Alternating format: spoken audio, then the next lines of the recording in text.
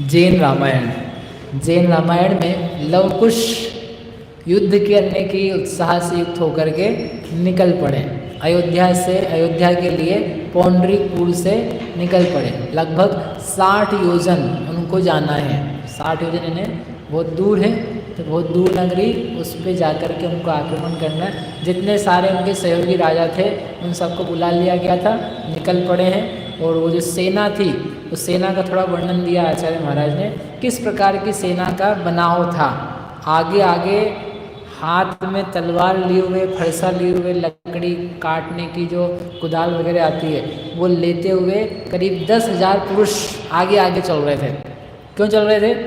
वो जो आगे आने वाले वृक्ष थे, जमीन थी, उसको बराबर करने के लिए, रास्ते को बनाने के लिए, कहीं क्या ऊबड़ खाबड़ चीज़ें हो, पत्थर हो, चट्टान हो, उन सबको साफ करने के लिए आगे 10,000 पुरुषों की सेना चली जा रही थी। उसके पीछे हाँ नहीं, विदेश क्षेत्र नहीं है। अरे विदेश क्षेत्र तो बहुत दूर है, ये तो जा ही नहीं सकते हैं। विदेश क्षेत्र नहीं, आप तो विजयार्थ भी पूछते तो मैं सोचता, ये तो विजयार्थ भी नहीं है, ये तो इधर का हिस्सा है। आर्यखंड में भी विजयार्थ पर्वत के पहले के हिस्से हैं ये सब, क्योंकि ये तो इधर ही एरिया में रह रहे हैं ना। अयोध्या इनके बीचों बीच, आगे जाकर के इसलिए अयोध्या पे जाने मिलने का प्रयास कर रहे हैं।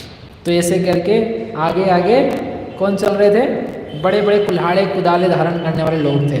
फिर उसके बाद में पीछे पीछे खजाने के भार के साथ में ऊंट, बैल, घोड़े, जिनके ऊपर खजाने, सोना चांदी, भोजन की सामग्रियाँ वो सब रखे हुए थे, ऐसे वो लोग आगे जा रहे थे। उनके पीछे पीछे उत्तम चेष्टा करने वाले घोड़ों के समूह थे। आप लोग खुश ऐसे हो रहे जैसे आपको जाना हो। अरे उसको लेके नहीं जाएंगे तो वहाँ पे खाना क्या खाएंगे? सोना चांदी। अरे माता जी इतने दिन के लिए जा रहे हैं, कुछ चीज़ें खरीदनी पड़ेगी, कुछ भोजन पानी की व्यवस्था करनी पड़ेगी, धन धान्य का समूह तो रहेगा, लेकिन जहाँ जा रहे हैं हर जगह लूट माट मचाएंगे क्या? ये अपन आ गए हैं, लाओ आप लोगों के घर में जो धन धान्य हमको दो, हम लड़ने के लिए आए हैं। ऐसा नहीं, थोड़ा न्याय नीति से काम चलाएंगे। और किसी को साम दे करके, दंड दे करके, भेद दे करके करना होता है काम। सैनिक को कोई उनको उनका इनाम देना हो तो कैसे देंगे? अभी हमें ना घर जाके देंगे तुमको, हाँ अगर बच गए जिंदा तो महाराज आप बचे नहीं बचे हमको दे दो, हम जा रहे हैं। इसलिए खजाना लेके चलना पड़ता है। और उसके अलावा जहाँ जहाँ जीतते जाते हैं तो वो लोग उपहार में भी देते हैं। तो आई हुई लक्ष्मी को मना नहीं किया जाता कि हम लौट करके ले लेंगे, लाओ ले करके चलो, ठीक है। इसलिए खजाने का भार भी है, खजाने के समूह भी आगे चल रहे हैं। पीछे घोड़ों का समूह चल रहा है, इसलिए आपको पता नहीं, इसलिए पढ़ दे रहा हूँ कि क्या क्या था, ताकि आपको अगले भाव में यदि कोई जरूरत पड़े तो याद रहे कहाँ पे जाना आपने को। उसके बाद में पीछे बहुत बड़े बड़े विशाल पर्वत के आकार के समान काले सफ़ेद अलग अलग नीले रंग के महागज, जिनके ऊपर शंख तुरही जैसे वाद्य रखे हुए थे, जिनके स्वर्ण आदि जड़ी हुई मालाएं थी, अलग अलग प्रकार के चित्रामों से युक्त ध्वजाएं थी, और जिनके ऊपर अच्छा मचान सा बना हुआ था, जो चलते फिरते पर्वतों के समान जान पड़ते थे। किसका वर्णन कर रहे हैं? गजों का, गज सेना। हाथी जो ना, हाथी को भी ऐसे नहीं उठाकर उद्दंड लिया है, मिला धुला करके, साफ करके, उसको सजा करके, उसके ऊपर फन्नूस लगा करके, मोतियों की माला लटका करके, स्वर्ण लोहा तांबा जड़ा हुआ कुछ कुछ चीज़ें बना करके, पताका लगा करके, उसके हर्ष से युक्त होता हुआ हाथी। सोचो हाथी को भी लड़ाना हो तो ऐसे वासा हाथी ले जाओ, मैं डूब जाएगा। हाथी को भी बिल्कुल तैयार करके उसको लगे हाँ मैं जा रहा हूँ कहीं लड़ने के लिए। हाँ अच्छा लगता है हाथी को। आप देखना एक उबास से हाथी को ले जाना, बिना तैयार किए, बिना नहलाए धुलाए, खिलाए पिलाए और चल, तो वो ना पैर भी ले जाएगा। हाँ सजा हुआ, मतलब महिलाओं को ही श्रृंगार अच्छा लगता है। और बाकी हाथी हत्ते हाथी नहीं, उनको तो मतलब ही नहीं है। ऐसा थोड़ी ना होता है, सबको श्रृंगार का रस होता है। इसलिए तो मैं पढ़ा रहा हूँ आपको ये कि क्यों लिखा उन्होंने। श्रृंगार से युक्त होता है तो उसको अहोभाव आता है और समझ में आता है लड़ने जा रहे हैं। दूसरे हाथियों को देखे वो, इसको मालाएं पिनाई है, मेरी मालाएं कहाँ है। उनमें फिर महागज कौन है, बलवान गज कौन है, कौन चिघाड़ेगा ज़्यादा, किसके वश में रहना है। तो वो सब एक दूसरे को देख के समझते हैं। उन समय संगी पंचेंद्रिय जीव हैं और वो अपने मालिक से प्रेम रख करके मालिक की आज्ञा अनुसार प्रवृत्ति करते हैं। उसको बचाने के लिए अपनी तक को कुर्बान कर देते हैं। इसलिए हाथियों को सजाया जाता है। आप कहीं भी जाते हो तो अपने इतने सा बच्चा होता है ना, इतना सा बच्चा, किसी शादी पार्टी में जाना हो, उसको क्या सजाना, ले जाओ ना इसे हाँ इसको क्या, इसको कौन देखेगा, वो देखेगा तो इसको क्या फर्क पड़ेगा, ले जाओ ना उठा करके डलिया में लेकिन नहीं, अरे अपना बच्चा ये भी देखता है, ये भी जीव है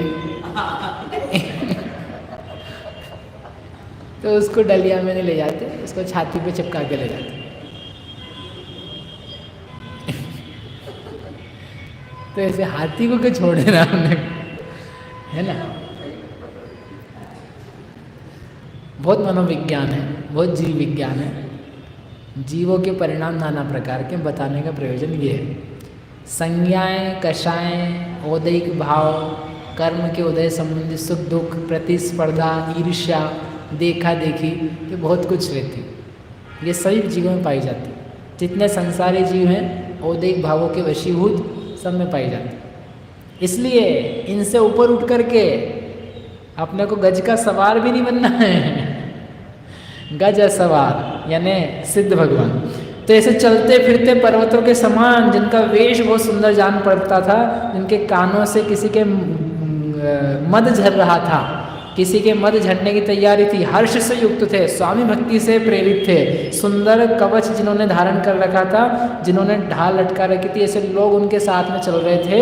ऐसे बहुत बड़े बड़े सर्व प्रकार की शिक्षा से संपन्न सुंदर चेष्टा को धारण करने वाले महागज उनके पीछे चल रहे थे। किनके? वो घोड़ों के पीछे वो गज चल रहे थे। और उन सबको समझ में आ गया था कि युद्ध के लिए जा रहे हैं, युद्ध के हर्ष से युक्त थे। कौन? हाथी, गज और उनके पीछे जिन्होंने कवच धारण करा हुआ था, पीछे की ओर ढाल लटका रखी थी और खुरों के घास से धूलि को, आकाश को व्याप्त कर दिया था। ऐसे घोड़ों के समूह चल रहे थे। पहले घोड़े थे अकेले,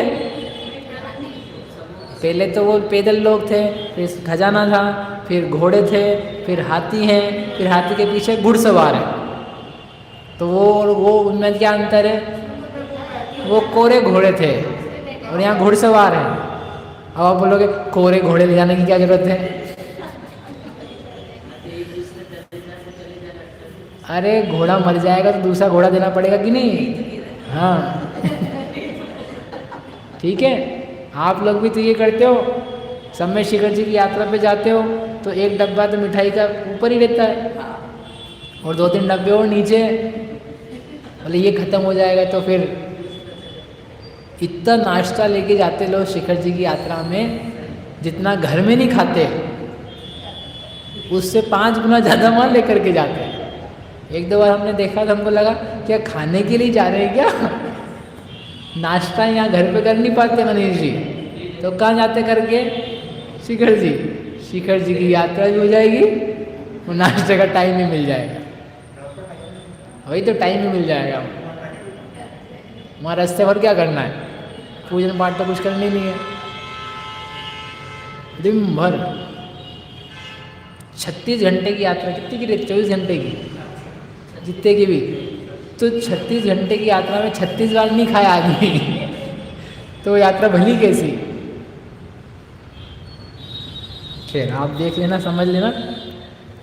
उसके बाद में जो शस्त्रों के अंधकार से आच्छादित थे, नाना प्रकार की चेष्टाओं को धारण करने वाले थे, अहंकारी थे, भाले त्रिशूल आदि को लेकर के चल रहे थे, ऐसे पदाती चल रहे थे, पैदल सैनिकों की सेना उनके पीछे चल रही थी। ऐसी विशाल सेना में अनेक प्रकार के आसन, शयन, विलेपन, खान पान आदि सामग्री से सब लोगों को संतुष्ट किया जा रहा था। कोई भी व्यक्ति ऐसा नहीं था जो वहाँ पर भूखा प्यासा हो, उदास हो, हर्ष से युक्त ना हो, थक गया हो और सोच रहा हो क्यों आ गए, कहाँ जा रहे हैं, मरना पड़ेगा। इस प्रकार के ना कोई चिंता से युक्त था, ना कोई दुखी था, ना कोई डरपोक था, ना भयभीत था, ना उसको चिंता में कोई चिंता थी। सबको हर प्रकार से आज्ञा दी गई थी कि इनको सुखी किया जाए। राज्ञा की आज्ञा अनुसार नियुक्त होकर मार्ग में नियुक्त थे, कार्य करने के लिए सदा कमर कस के रखते थे। ऐसे मनुष्य प्रतिदिन सबके लिए सुंदर, मधुर, स्वादिष्ट पेय, पकवान, रसीले भोजन, कपड़े, वस्त्र, बर्तन आदि नाना प्रकार की सामग्री देते ही रहते थे। मानो शिखर जी की आपकी यात्रा चल रही हो, अभी जाके लड़ना हो, बस खाने पीने नहीं आए हैं। उस सेना में कोई मनुष्य मलिन नहीं दिखाई देता था। इस प्रकार से परम विभूति से युक्त होते हुए वे दोनों रामचंद्र जी के पुत्र जानकी नंदन लवकुश इस तरह अयोध्या में पहुंच गए। अयोध्या के नज़दीक पहुंच गए जैसे इंद्र अपने इच्छित स्थान में पहुंच जाता है। और पहुंच करके बीच में नदी आ गई। जब वो आए थे ना तो गंगा नदी पड़ी थी, आपको याद हो, कृतांत वक्त सेनापति छोड़ने आया था तो उस वक्त नदी का भी रूप बहुत वर्णन था, मैंने आपको सुनाया नहीं था। तो नदी आ गई बीच में, तो बहुत वेग के साथ में बह रही थी। उन लोगों ने तो सोचा कि मैं तो अभी पार कर दूँ, अभी हाल ही निकल के पहुँच जाना है, लेकिन रुकना पड़ा उनको। आचार्य भगवान ने दृष्टांत दिया, वो नदी उन लोगों के बीच में, अयोध्या जाने के बीच में इस प्रकार से आ गई जैसे मानो कोई मुनिराज को मोक्ष मिलने के बीच में तृष्णा बीच में आ जाती है। बस यहाँ से यहाँ छलांग ही लगानी थी, लेकिन तृष्णा रूपी नदी बीच में आ गई और उसके कारण से रुक जाना पड़ा, ठहर जाना पड़ा। सोचो तृष्णा कितनी खराब है। आशा तृष्णा से जला हृदय, जलता है हृदय। अपन तो क्या है कि खाना नहीं खाएंगे 14 को कल तो अपना हृदय जलेगा एसिडिटी से, लेकिन वो आशा रूपी जो तृष्णा रूपी आग है वो तो वैसे ही जलाती रहती। तो जैसे तृष्णा बीच में आ जाती है मोक्ष के लिए, तो मोक्ष रुकना मिलना बाधित हो जाता है, वैसे ही नदी बीच में आ गई तो उनका रुकना हो गया।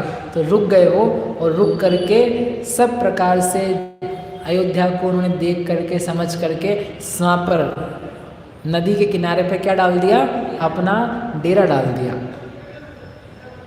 डेरा डालने के पहले वैसे चलते जा रहे थे ना, तो उन्होंने दूर से ही देखा, अयोध्या का वर्णन थोड़ा सा दूर कैसे देखा, बहुत विशाल का ऊपर कुछ उठा हुआ है और संध्याकालीन मेघों के समान कोई कांति हो रही है।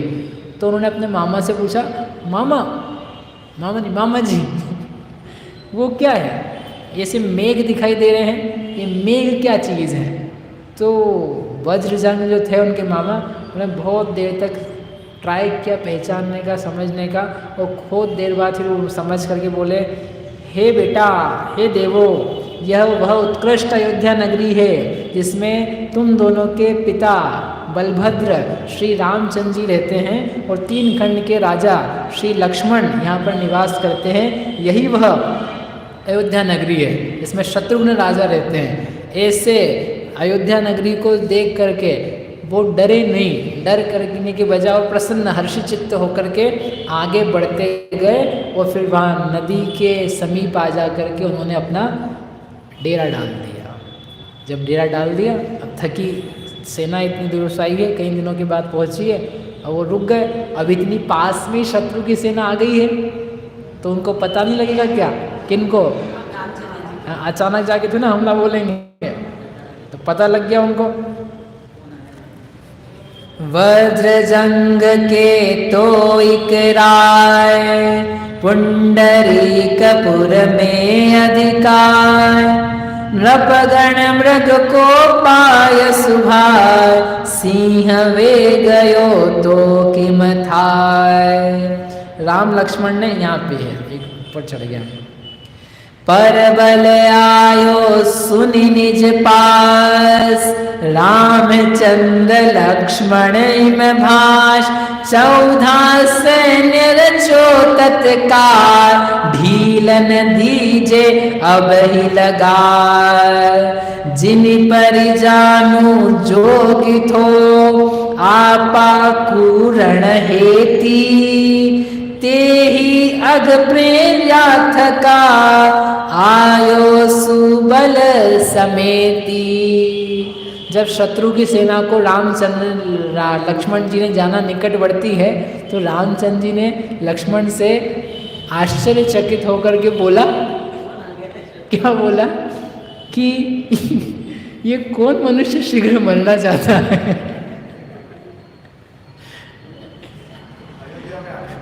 हाँ ना, बुद्धि मारी गई इनकी कि हमको ही आकर के, हम 3 गण के राजा, हम रावण को मार करके आए, समुद्र लांग करके, और ये अयोध्या में चढ़ाई करने आए। वो विस्मित होकर के आश्चर्य, परम आश्चर्य लिखा, परम आश्चर्य को प्राप्त होकर के राम ने लक्ष्मण से कहा, ये कौन मनुष्य शीघ्र मरना चाहता है, जो युद्ध का बहाना लेकर के हम दोनों के पास चला आ रहा है, युद्ध के बहाने से हमसे मरना चाहता है। आचार्य भगवान कहते हैं, ये कौन मूर्ख मनुष्य है जो मुनियों की निंदा के बहाने से अपना ही अहित करने चले जा रहे हैं, जो जिनालय की अवज्ञा करके सर्वज्ञ भगवान के शासन से विरुद्ध जा करके मूर्ख अपने आप अपना हित कर रहे हैं। लगता ये है कि वो हम दूसरे का करेंगे, लेकिन होता किसका है, मूर्ख मरने चले आ रहे हैं। जिन मंदिर खुला है जीवन देने के लिए, और मूर्ख लोग, अज्ञानी लोग, मूढ़ लोग बस निकले जा रहे हैं, निकले जा रहे हैं, निकले जा रहे हैं। रामचंद्र जी ने बोला, कौन मरने आया है, और क्या बोलेंगे, कौन मरने आया। लक्ष्मण ने देखा, लक्ष्मण गुस्सा कि ये क्या है हमारे ऊपर, मतलब इतनी भी इज्जत नहीं अच्छी हमारी। अब बहुत दिन से युद्ध नहीं हुआ। राजा विरादित को बुलाया ना, संदेशा भेज करके, और बोला, तब ही बुलाय विरादित राय, राम लक्ष्मण ऐसे वचन सुनाय, सुग्रीवादि सकल खगेश, वेगी बुलाओ और महेश। अब ये भी गजब है, इनका ही समझ लो भाग्य कि अकेले नहीं लड़ेंगे हम, बुलाओ सबको, सबको बुलाओ। विरादित को बुलाओ, आप आओ, सुग्रीव को बोलो, हनुमान को बोलो, भामंडल को बोलो, और जितने अपने विद्याधर श्रेणी के राजागण हैं सबको लिया। परबल आया है, लोग लड़ने आए हैं, ईंट का जवाब पत्थर से देंगे। यूं वो दोनों ही काफी थे। आपको याद है लक्ष्मण राजा प्रतापी अकेले जाकर के वो सिंहपुर का राजा था उसको जीताए थे। एक एक जगह जा जा करके तो खुद ही भारी पड़ते थे। खरदूषण से खुद ही युद्ध लड़ रहे थे। विरादित तो बाद में पहुंचा था। और आज 2 बच्चे आए हैं, 2 बच्चे आए हैं लड़ने के लिए सेना के साथ में। और उनके लिए क्या बोल रहे हैं वो, बुलाओ, सबको बुलाओ। बोले कुछ नहीं, गेट टुगेदर हो जाएगा और क्या है, सब राजाओं से मिलना हो जाएगा युद्ध के बहाने। सबको बुलाने के लिए उन्होंने निमंत्रण भेज दिया। विरादित ने आज्ञा दे करके पहुँचाया कि आप पहुँचाओ, सुग्रीव आदि को खबर दो, और खुद युद्ध के लिए तैयार होकर के वो निकलने लगे। सुग्रीव वगैरह को पता चला कि ऐसा हो रहा है तो वो भी खुश होकर के क्यों आ गए, बहुत दिन हो गए थे, बहुत दिन से युद्ध नहीं हुआ है, बहुत दिन से लड़े नहीं।